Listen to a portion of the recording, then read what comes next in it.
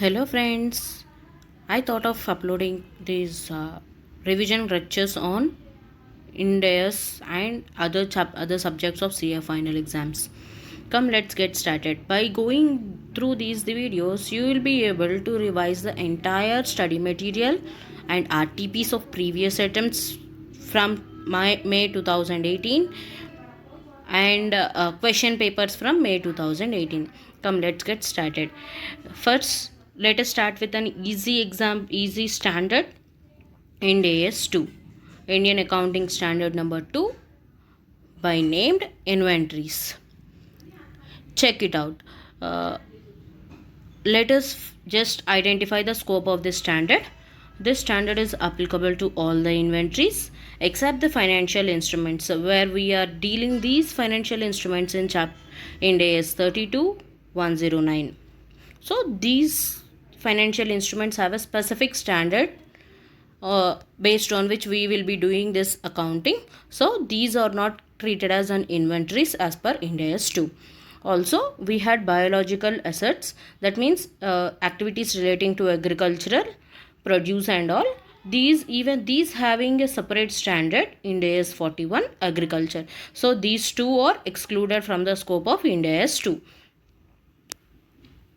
This standard also doesn't apply to commodity broker tradings, where these are valued at fair value less cost to sell. So we had only three items which are excluded from Ind AS 2: financial items, wherein we have a separate standards Ind AS 32 and 109, and biological produce, wherein we have separate accounting standard Ind AS 41, that is agriculture, and commodity broker traders. So these three are specifically excluded. Hope you are clear with this. And let us find out the important thing, that is inventories definition. Inventories are those which are held in the ordinary course of business. Ordinary course of business means they are held for sale. Held for sale in ordinary course of business. That means the finished goods which you are selling to the ultimate customers. Also, inventories include work in process. Along with work in process, we will be including the materials or supplies which are included in the or which are consumed in the production process. It means inventories include all three, what we in our computer language we used to call input, process, output. So here inventories includes raw materials, work in progress, and finished goods. Hope you are clear with inventories definition. Check out. Inventories or assets held for sale in ordinary course of business, that means are finished goods in the form of materials and supplies to be consumed in the production process or in the rendering of services. It means materials consumed means raw material, and in the process of production, that is work in progress. See, inventories encompasses of goods purchased or held for sale. Okay, example, merchandise purchased by retailer and held for resale, finished goods or work in process, and materials and supplies awaiting in the production process. That means raw material, finished goods, and work in process. Come, let's go through this illustration 1. As per Ind AS 1, inventories includes materials and supplies awaiting use in the production process. Whether packing material and publicity material are covered by the term materials and supplies awaiting for use in the production process. So in this question, we are being asked that whether the packing material and publicity material are treated as inventories. Check. While the primary packing material may be included within the scope of the term materials, but the secondary packing material and publicity material are not to be used. Check it out. Primary packing material means without this primary packing material, your final finished good is not prepared. So this primary packing material has to be included in the definition of inventories. But the secondary packing material, that means which we use as an extra coloring, extra packaging, so that it will be easily delivered and it is attracted by the customers. So primary packing material is included, secondary packing material and publicity material, these are not included in the inventories. Hope this is clear to you.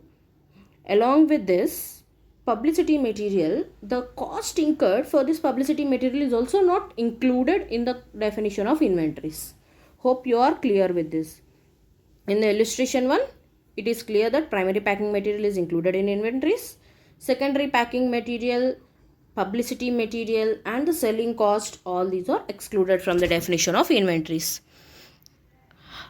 Net realizable value. It is the estimated selling price in the ordinary course of business less the estimated cost of completion and the estimated costs necessary to make the sale.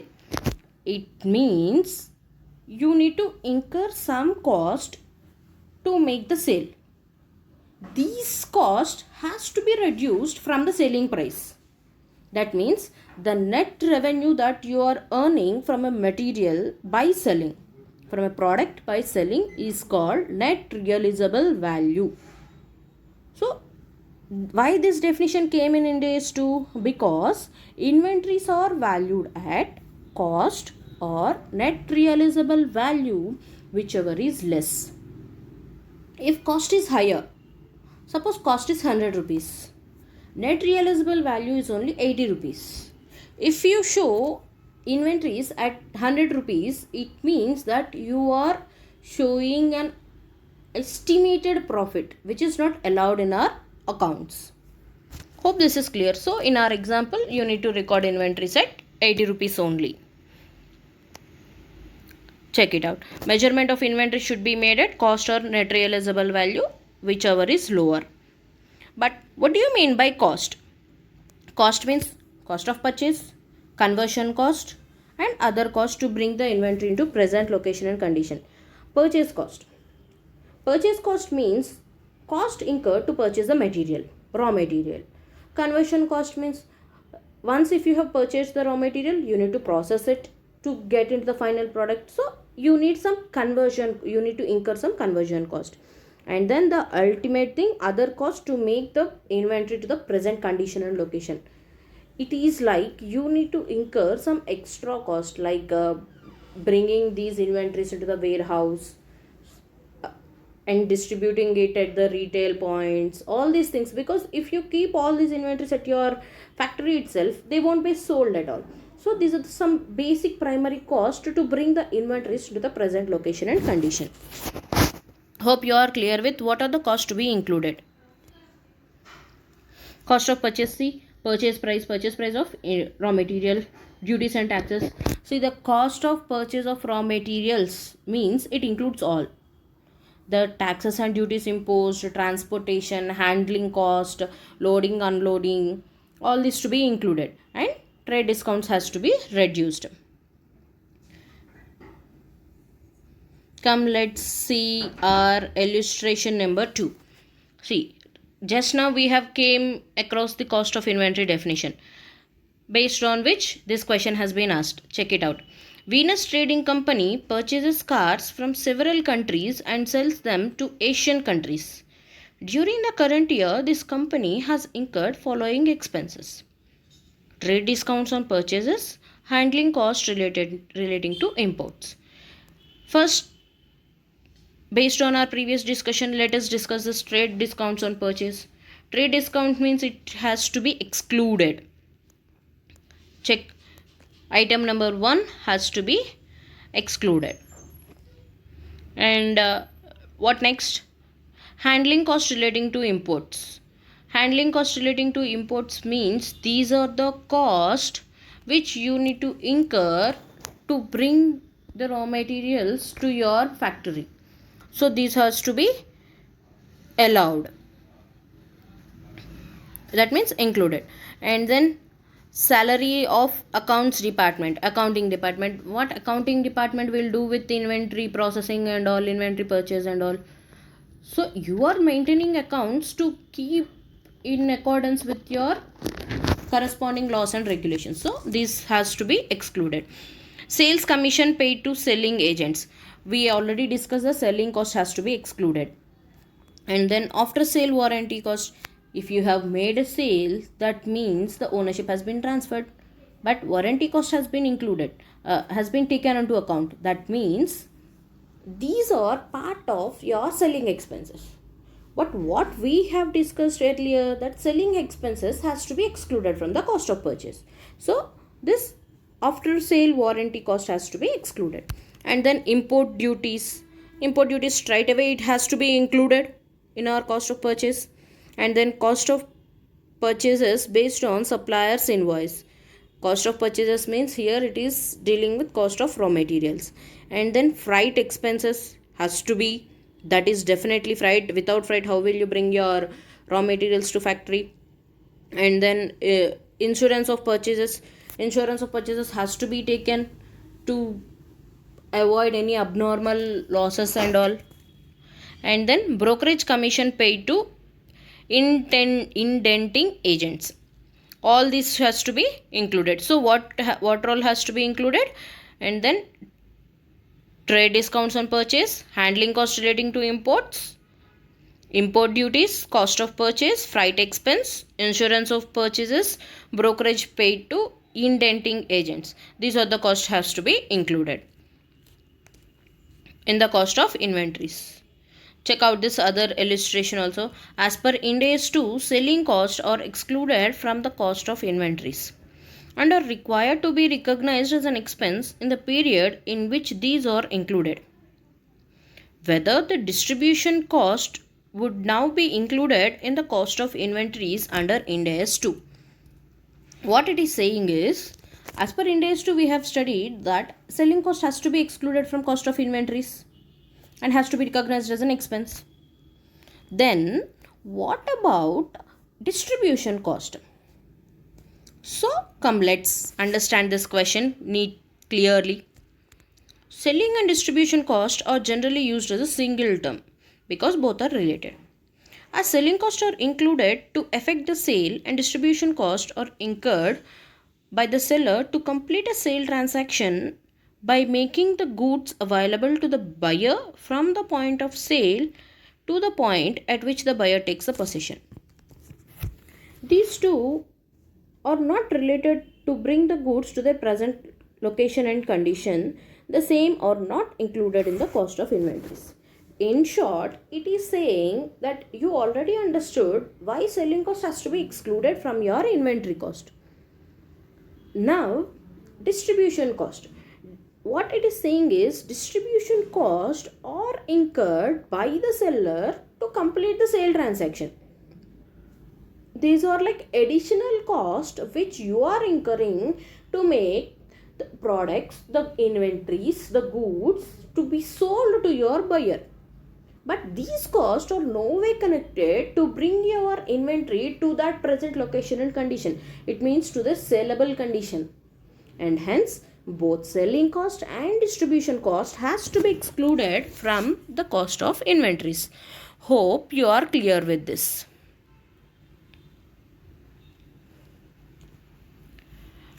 Let's see this in illustration number 4. In a manufacturing process of Mars Limited, one byproduct BP emerges beside two main products MP1 and MP2 apart from scrap. Details of cost of production process are here under. Item raw material, total 14,500 units are produced, units are purchased amounting to 1,50,000. And then wages of 90,000 are incurred, fixed overheads of 65,000 are incurred, variable overheads of 50,000 are incurred. By incurring these, what have been produced? MP1 and MP2 has been produced. MP1 of 5,000 units are produced, MP2 of 4,000 units are produced. Besides this, byproduct of 2,000 units are also emerged out of this process. What is the closing stock as on the date? It is 250 units of MP1 and 100 units of MP2. The average market price of MP1 and MP2 is 60 rupees and 50 rupees per unit respectively. Byproduct is sold at rupees 20 per unit. There is a profit of 5,000 on sale of byproduct after incurring a separate processing cost of 8,000 and packaging charges of 2000. 5000 was realized from sale of scrap. What it is saying is a byproduct BP can be sold at 20 rupees per unit, but to make this sale profitable, you need to incur 8000 processing charges, 2000 packaging charges. But if you sell it as a scrap, then you will be getting 5000. Required, calculate the value of closing stock of MP1 and MP2 as on 31st of March 2001.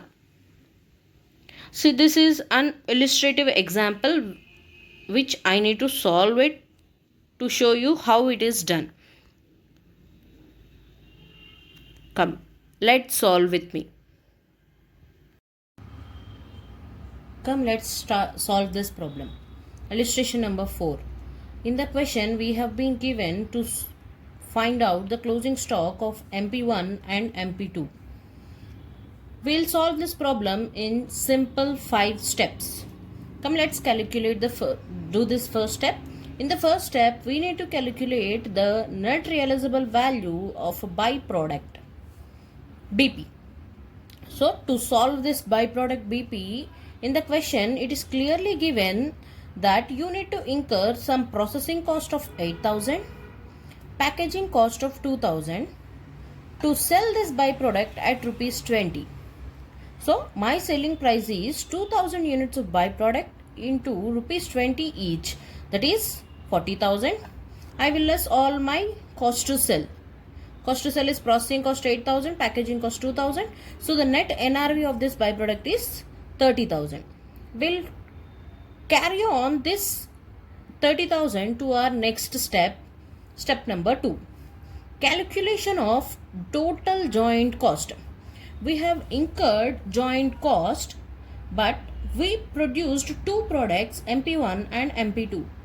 So in order to find out the value of cost of each product, MP1 and MP2, we need to calculate the total joint cost.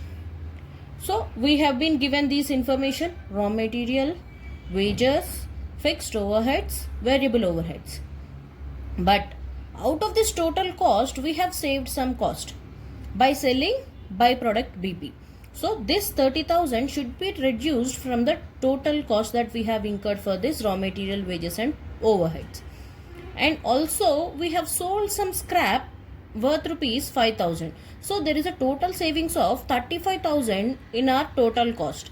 So the total joint cost came to 3,20,000. Now we arrived at the total joint cost. But how do we apportion this between MP1 and MP2? So we need to calculate the basis of allocation of total joint cost. On which basis we will allocate? We will allocate it on sales ratio. Because the only information that is available about these two products is sales. So we will calculate sales ratio. How do we calculate sales ratio? We will multiply output with selling price. We will get sales of each product. And based on this total sales value, we will arrive at sales ratio. Output is 5,000, 4,000 of MP1, MP2 respectively. Selling price is 60, 50 respectively. So our total sales of MP1 and MP2 came to 3 lakhs and 2 lakhs. So the sales ratio will become 3:2. Now this 3,20,000 which we have arrived for total joint cost has to be apportioned between 3:2 ratio. So MP1 is of 3/5 into 3,20,000. It came to 1,92,000.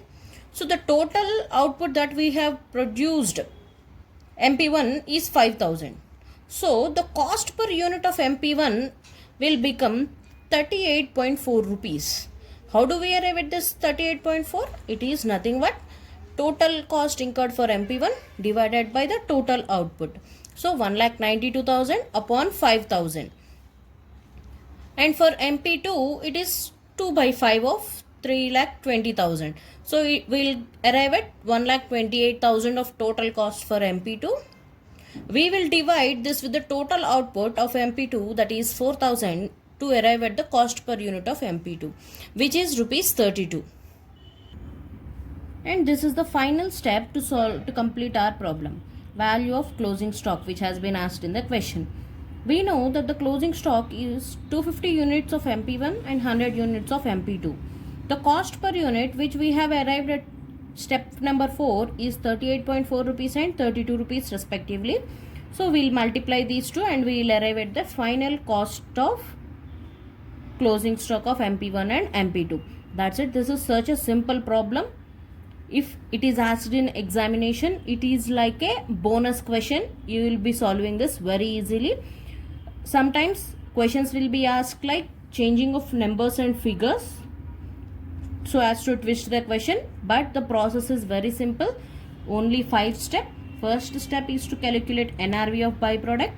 Second step is to find out the total joint cost. Third step is to find out the basis of allocation. Fourth step is to allocate the total joint cost.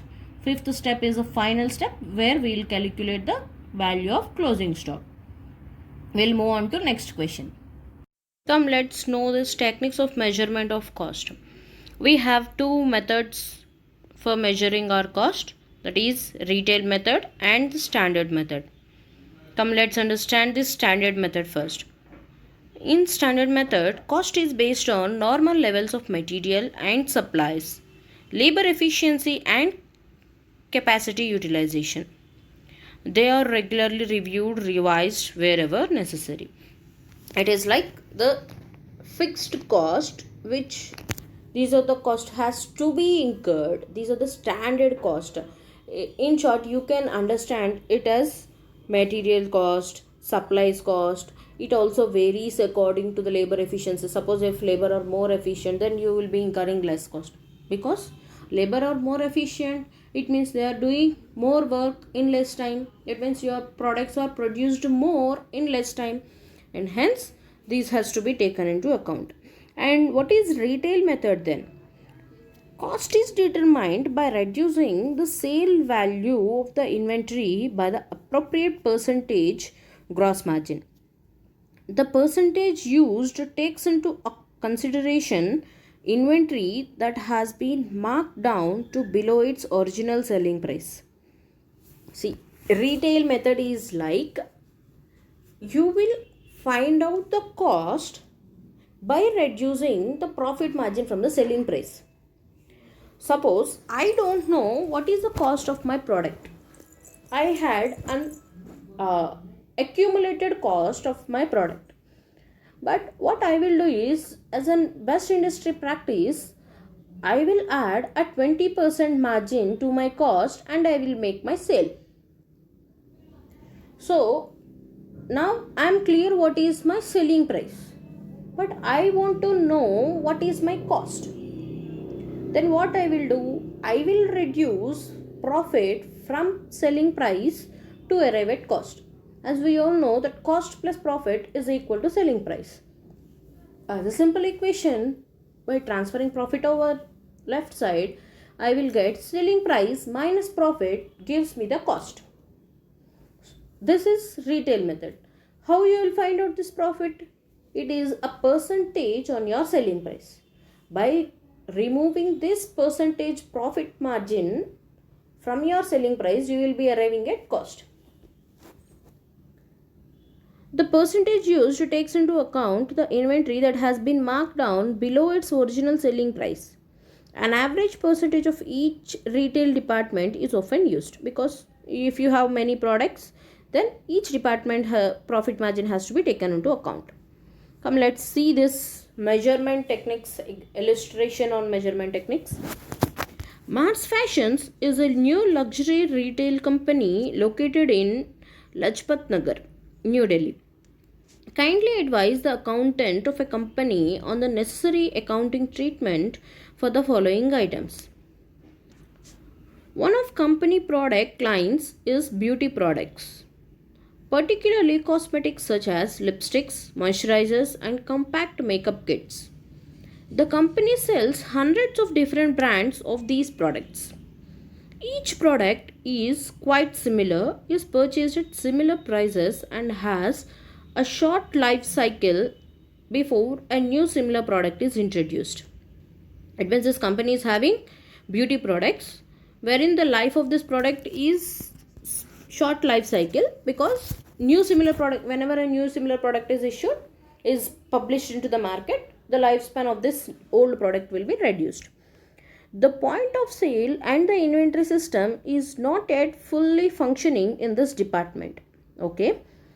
The sales manager of the cosmetic department is unsure of the cost of each product but is confident of the selling price and has reliably informed you that the company on an average makes a gross margin of 65% on each line.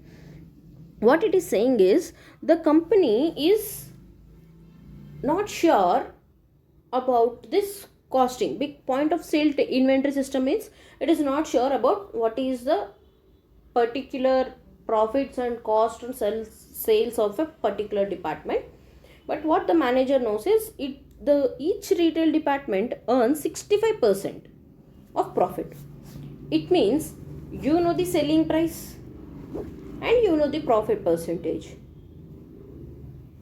Which technique is following these two simple steps? Retail method. Hence, this company is following retail method for this beauty product line. Hope you are clear with this. In this example, it is clearly stated that a gross margin of 65% on each line of business has been maintained. It means they are following retail method. Come, let's check the answer. The retail method can be used for measuring inventories of the beauty products. The cost of inventory is determined by taking the selling price of the cosmetics and reducing it by the gross margin of 65% to arrive at the cost. Simple. You will be reducing 65% profit margin from the selling price. You will arrive at a cost. This method is nothing but retail method. Hope you are clear with this. And then second part of this question. Mars Fashion also sells handbags. The company manufactures their own handbags as they wish to be assured of the quality and craftsmanship which goes into each handbag. The handbags were manufactured in India in the head office factory which has made handbags for the last 50 years. Okay. Normally, Mars manufactures 1 lakh handbags a year in their handbag division, which uses 15% of the space and overheads of the head office factory. So this Mars manufactures this division, handbag division, is occupying 15% of space and the overheads of the entire head office factory. The division employs 10 people and is seen as being an efficient division within the overall company. See, we have clearly understood that standard cost method has been followed, because it is saying a proportions which has been used, 15% of space and overheads has been used, and it is also saying that employees are efficient and employees has been in 10 number. So it is very clear that Mars Fashions is following standard cost method for this handbags division. Come, let's understand this answer also. Let's check this answer. The handbags can be measured using standard cost, especially if the results approximate cost. Given that the company has the information reliably on hand in relation to direct materials, direct labor, direct expenses and overheads, it would be the best method to use to arrive at the cost of inventories. So we know that it is using 15% of space and 15% of total overheads, and 10 employees are being employed, and all these employees are efficient within the overall company. Hence, standard cost method has been followed. Hope you are clear with this. Come, let's check this other illustration also. Whether an entity can use different cost formulae for inventories held at different geographical locations using similar nature and use to it. It is asking if there are different geographical locations, whether it can use different cost formula. As we all know, cost formulas are FIFO method, weighted average method. Hope you are clear with this. Now check this answer, whether it can follow or not. Come, let's check it out. As per Ind AS 2 prescribes that cost of inventories other than the items inventories which are not ordinarily interchangeable be assigned using first in first out FIFO or weighted average cost formula. It is saying that inventories other than not ordinarily held for sale, that means fixed assets, occasionally we will be selling fixed assets. So here it is not dealing with such kind of things.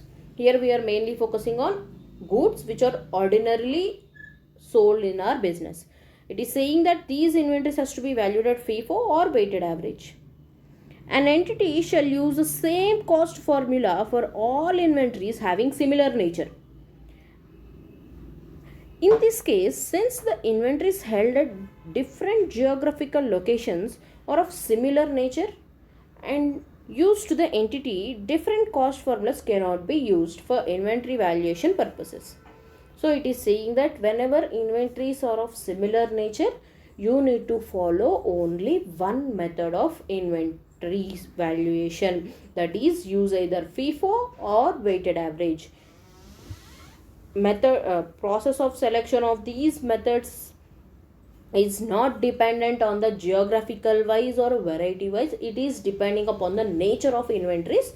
Hence, if inventories are of similar nature, then same accounting, same treatment, same techniques of measurements has to be followed. Hope you are clear with this. Again, we came across some illustration wherein I have to show you how to solve this. Come, let's check this illustration first. Mercury Limited uses a periodic inventory system. The following information relates to 2021-22. Dates, particulars of inventories has been units, cost per unit, total cost, all this has been given. Physical inventory as at the year end is 400 units. Calculate ending inventory value and cost of sales using FIFO method and weighted average method. Come, let's solve this question along with me.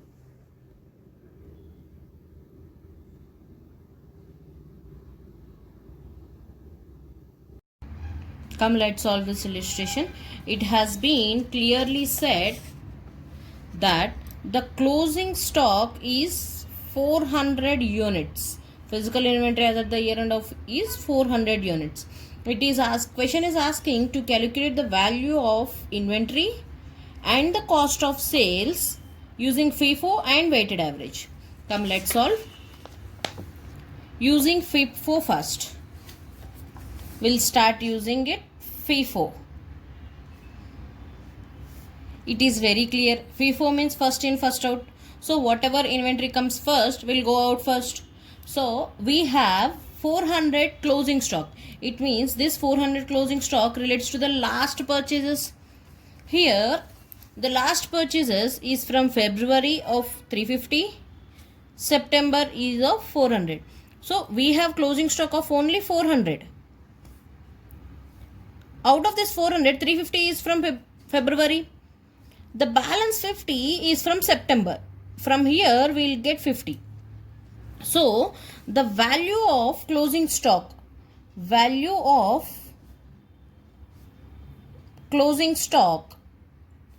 how we'll find out this?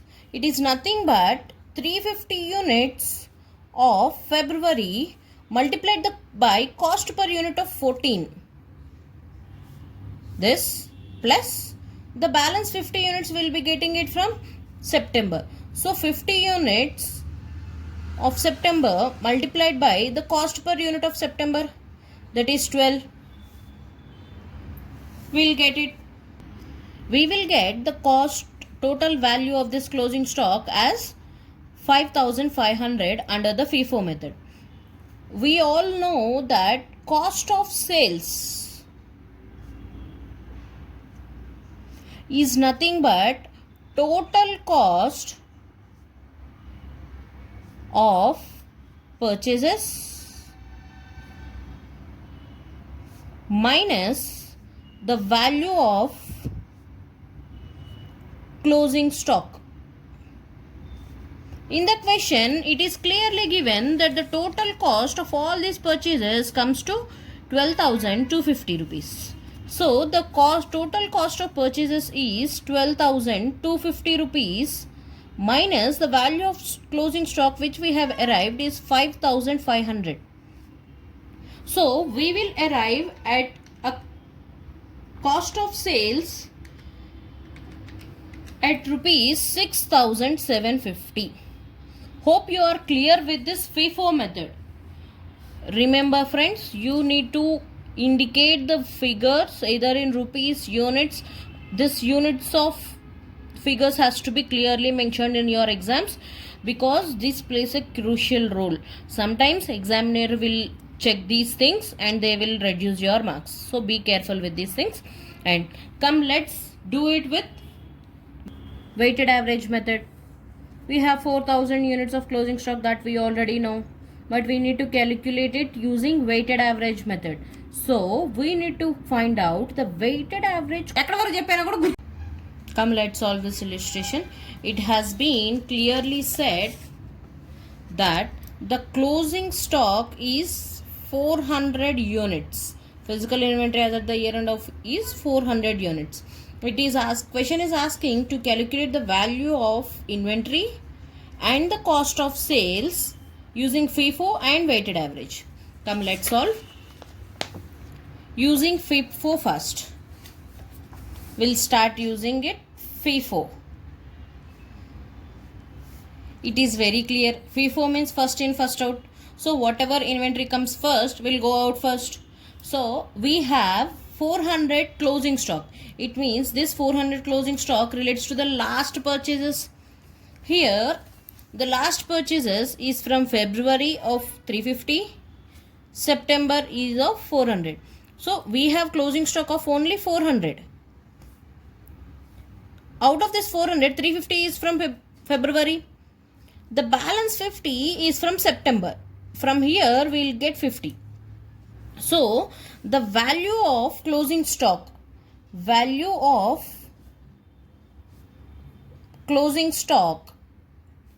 how we'll find out this? It is nothing but 350 units of February multiplied by cost per unit of 14. This plus the balance 50 units will be getting it from September. So 50 units of September multiplied by the cost per unit of September, that is 12. We'll get it. We will get the cost total value of this closing stock as 5,500 under the FIFO method. We all know that cost of sales is nothing but total cost of purchases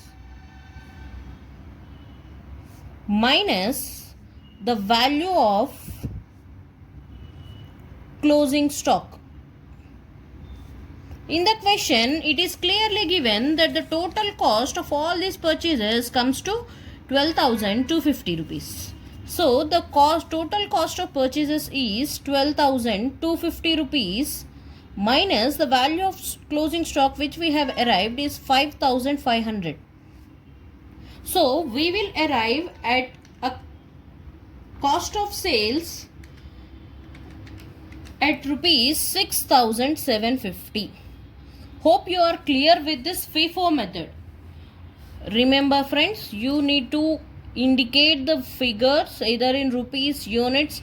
This units of figures has to be clearly mentioned in your exams because this plays a crucial role. Sometimes examiner will check these things and they will reduce your marks. So be careful with these things.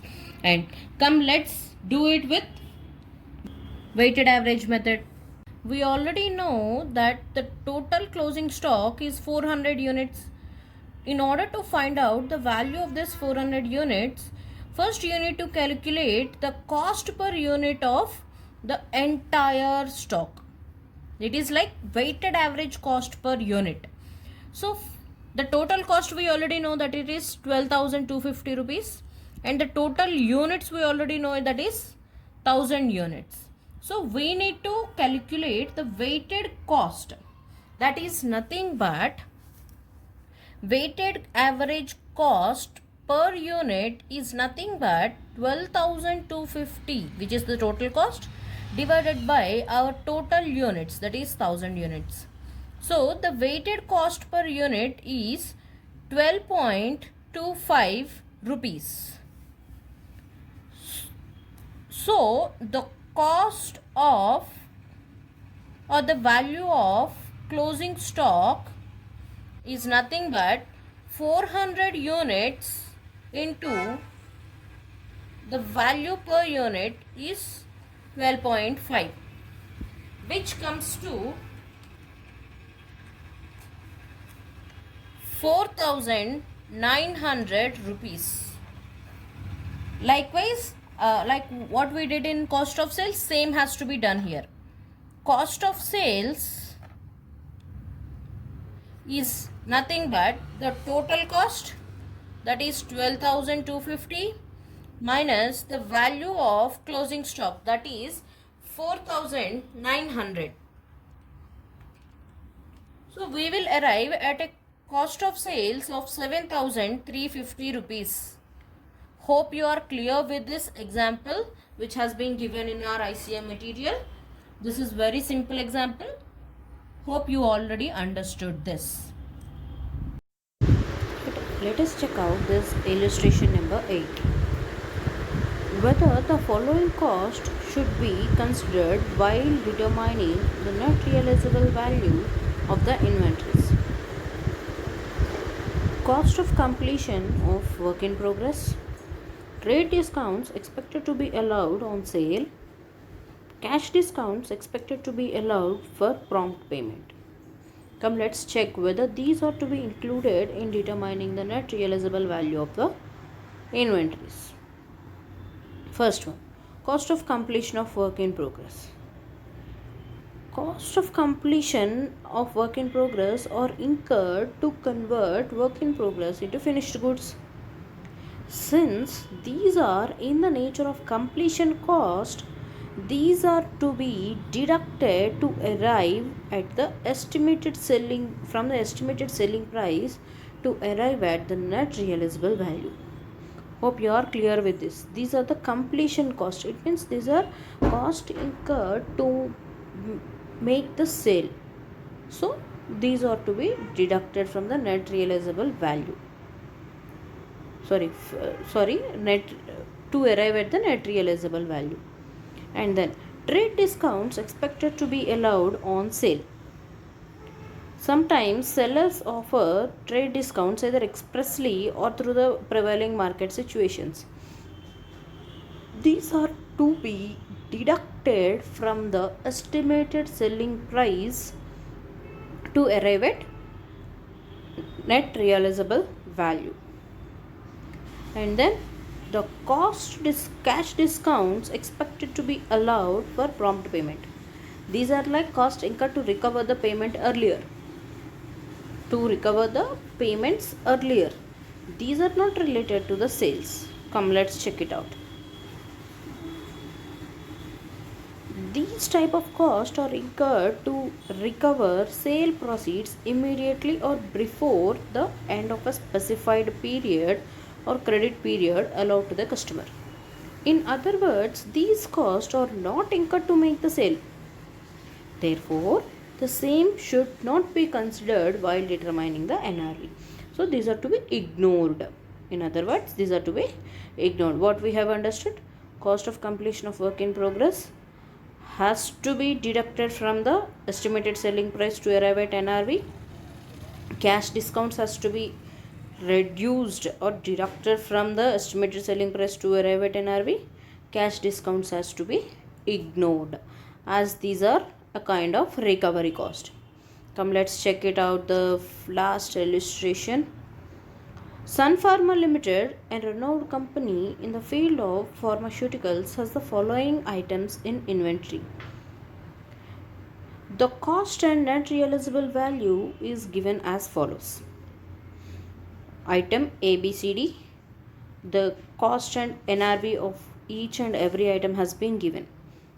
Now determine the value of inventories on item by item basis. So it means we need to consider each item, whether cost or NRV, whichever is lower, that has to be identified. See, for A, cost is 2000, NRV is 19,000, NRV is lower, so A need to be valued at 19,000. B has to be valued at cost since it is 5,000, which is less than the NRV. C has to be valued at 4,400 cost because it is less than the NRV. Item D has to be valued at NRV because it is less than the cost. So each item by item means we need to consider each and every item's cost and NRV. Hope you are clear. We got the same answers here also. On a group basis, see here you should not consider item by item basis. You need to consider as a group. See, the total cost of group ABCD items is 14,600 and the NRV is 14,540.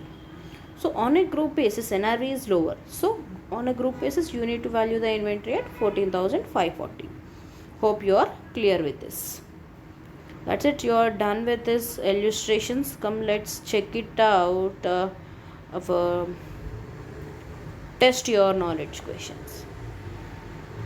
Question number 1. UL Limited purchased raw material at 400 per kg. Company does not sell raw material but uses in production of finished goods. The finished goods in which raw material is used are expected to be sold at below cost. So the company is very clear that it is not going to resell the raw material that it has purchased, and it is also clear that the selling price of finished goods is less than the cost. Okay, we'll continue. At the end of accounting year, company is having 10,000 kgs of raw material in inventory. As the company never sells the raw material, it doesn't know the selling price of raw material and hence cannot calculate the realizable value of raw material for valuation of inventories at the end of the year. So it is saying company has never sold the raw material, so it doesn't know the selling price of this raw material or the net realizable value of the raw material. However, the company knows the replacement cost of raw material, that is 300 per kg. How will you value the inventory of raw material? It is saying it doesn't know the selling price, but it says that it knows the replacement cost of raw material, which is 400 rupees. It knows the purchase price, which is 400, replacement value is 300. Now it is asking us, how do you value the raw material inventory? See, we don't know the net realizable value at the end of the year of this raw material, but we know the replacement cost, and hence we will assume that this replacement cost is lesser than the net realizable value, and hence we will value the raw material inventory at net realizable at replacement cost, which is 300 rupees per kg. So check it out. As per Ind AS 2, materials and other supplies held for use in the production of inventories are not written down below cost of the finished goods in which they will be incorporated or expected to be sold at or above the cost. However, when there has been a decline in the prices of materials and it is estimated that the cost of finished goods will exceeds the net realizable value, the materials are written down to the NRV. In such circumstances, the replacement cost of materials may be the best available measure for their net realizable value. Therefore, in this case, UA Limited will value the inventory of raw material at 30 lakh rupees, that is 10,000 kgs at a rate of 300 per kg. Hope you are clear with this question. And then comes our last question of this study material. Sun Limited has fabricated special equipment solar power panel during 2021-22 as per drawing and design supplied by the customer. However, due to liquidity crunch, the customer has requested the company for postponement in delivery schedule and requested the company to withhold the delivery of finished goods, products, and discontinue the production of balance items. As a result of the above, the details of customer balance and the goods held by the company as work in progress and finished goods are as at the year end. Solar power panel work in progress is 85 lakhs, finished goods is 55 lakhs, and the total sundry debtors of solar power panel is 65 lakhs. The petition for winding up against the customer has been filed during 2022-23 by Sun Limited. Okay, a customer has ordered for solar power panels as per the designings and drawings of the customer. The Sun Limited is producing it, but due to the liquidity crunch, this buyer said that to withhold the delivery. As at the year end, we have the balances of various accounts. In 2022-23, Sun Limited has filed a petition for winding up of the customer. So now what the question is asking is, comment with explanation on provision to be made of 205 lakh included in sundry debtors, finished goods, and work in progress in the financial statements of 2022 and 23. It is asking this 205 lakh has to be included where, how, and why. Come, let's check it out.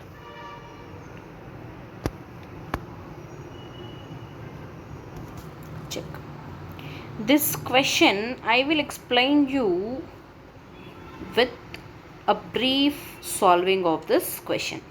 Come, let's solve this question along with me. Come, let's solve this. This is the most important problem because mostly people will confuse here. Come, let's note it down, or the information given in our problem. It has been given that the work in progress of solar power panel is 85 lakhs, finished goods is 55 lakhs, and the sundry debtors is 65 lakhs. The total comes to 205 lakhs. So the question is asking, how will you treat this? How will you account for this 205 lakhs? Here we have two alternatives. First we'll discuss this alternative one. In the question, it has been clearly said that solar power panels has been designed and produced based on the specifications of the buyer. But now the buyer is saying to withhold the delivery of these products. Now let us assume that a petition which has been filed by Sun Limited for winding up of the customer has been successful, and now this solar power panels which has been already produced, this 55 lakhs of solar power panels finished goods and work in progress of 85 lakhs are having an alternate market wherein we can arrive at NRV. You can resell these two things in the market. Suppose if these are saleable, which two? Finished goods and the work in progress. If these two are saleable in an open market, but in the question it has been clearly said that the NRV of these products has not been given to us in this question. So what we will assume? We will assume that the NRV is higher than the cost, because as per Ind AS 2 we need to value cost or NRV, whichever is lower. We need to value inventories at cost or NRV, whichever is lower. So we will assume that NRV is greater than cost. This is just an assumption. Assume. So now this finished goods plus work in progress valuing 55 lakhs and 85 lakhs respectively. So Sun Limited has to value this both as inventory amounting to 140 lakhs. Suppose if we assume that the NRV is 0, that is our alternate 2, Then Sun Limited has to record inventory of these two, finished goods plus work in progress, as nil, and treat this total 140 lakhs as cost and charge it to the respective P&L account. So I hope you are clear with these two items. These are the most crucial parts which you need to understand. And the second part, this 65 lakhs which we have been considered as sundry debtors, has to be treated as bad debts. So you need to provide for provision for doubtful debts, totaling to 65 lakhs in both the alternatives, not in just one alternatives. In both the alternatives, you need to consider 65 lakhs debtors as provision for doubtful debts. But this finished goods and work in progress has two alternatives. You can answer in either of these ways, but kindly mention, if you are using alternate one, assume that NRV is greater than cost. This has to be mentioned. And if you are using alternate 2, you should clearly say the examiner that you are assuming the NRV of these two products, finished goods and work in progress, is nil, because of which you are treating this 140 lakhs as cost. Hope you are clear with this. Now after watching till here, once you need to go through the suggested answer which has been given by the ICAI. Please do that. You will understand it clearly. Hope till here you are very clear with these questions. Come, let's solve our past question papers, wherein I have found 4 questions from our past RTPs and question papers. We'll solve them and we'll end up in days 2 there itself. We'll continue with past question papers.